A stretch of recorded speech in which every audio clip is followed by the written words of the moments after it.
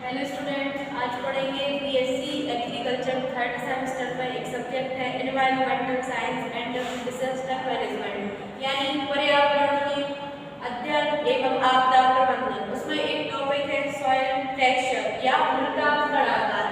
तो सबसे पहले सॉइल टेक्सचर या मृदा कणाकार होता क्या है? जैसा कि नाम से ही पता चल रहा, मृदा के कणों का आकार ही मृदा कणाकार या सॉइल टेक्सचर होता है। जैसे कि मृदा के जो कण होते हैं या सॉइल सेपरेट्स, जिन्हें मृदा वर्ग कण कहते हैं, सैंड, सिल्ट और क्ले, इनके जो कणों का आकार होता है उसे ही मृदा कणाकार कहते हैं। तो इसकी डेफिनेशन क्या है?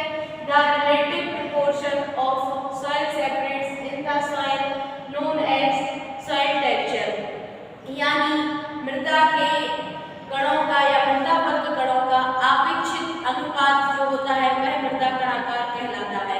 ठीक है, तो फिर जो मृदा वर्ग कण या सॉइल सेपरेट्स होते क्या है? तो soil separates these are following. सबसे पहले है सैंड। सैंड मींस होती है बालू। ठीक है, फिर सेकंड नंबर पे सिल्ट। सिल्ट को कहते हैं रेत। फिर थर्ड है क्ले। क्ले यानी मृतिका। तो सैंड, सिल्ट, क्ले, इनका जो आपेक्षिक अनुपात या रिलेटिव प्रोपोर्शन होता है वही सॉइल टेक्सचर या मृदा कणाकार कहलाता है। फिर जो ये सॉइल सेपरेट्स है, इनका डायमीटर दिया हुआ है अलग अलग, जो mm यानी मिलीमीटर में डायमीटर या व्यास दिया हुआ है। तो सबसे पहले है वेरी कोर्स सैंड या बहुत मोटी बालू। इसका जो डायमीटर होता है 2.0 से 1.0 mm।